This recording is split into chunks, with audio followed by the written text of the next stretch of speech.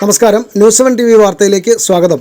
April 14 അഗ്നിരക്ഷാ വാരാചരണത്തോടനുബന്ധിച്ച് പെരുമ്പാവൂർ അഗ്നിരക്ഷാ നിലയത്തിൽ രാവിലെ 9 മുതൽ അഗ്നിരക്ഷാ ഉപകരണങ്ങളുടെ പ്രദർശനവും ഫോട്ടോ പ്രദർശനവും ബോധവൽക്കരണ ക്ലാസുകളും നടന്നു. തുടർന്ന് അഗ്നിരക്ഷാ വാഹന റാലിയും നടന്നു.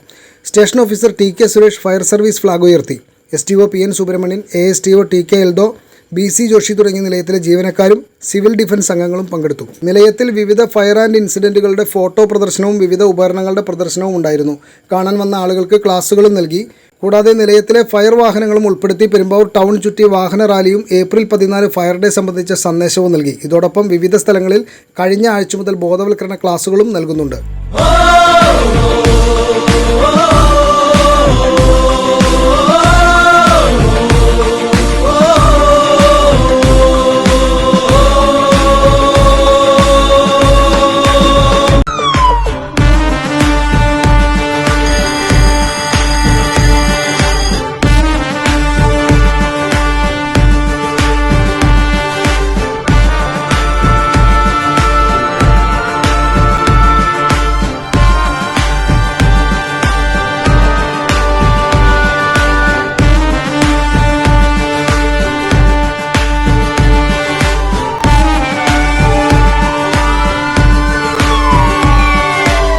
പെരുമഴയുടെ കെടുതികളിൽ തെരുവിലയേറി കനലുകളിൽ തടപണിതൊരു തുണയരുളാൻ പോരുന്നോരെ അപകട നില മുറുകിടവേ അവരനു സുഖമരുളിടുവാൻ അവരവരുടെ ഉയരുവരെ ഏകുന്നോരെ അഭിമാനമാകുമഗ്നിരക്ഷാസേന നാടിനെന്നും ജനതോടരേ രചിക്ക നീളെ വിജയകര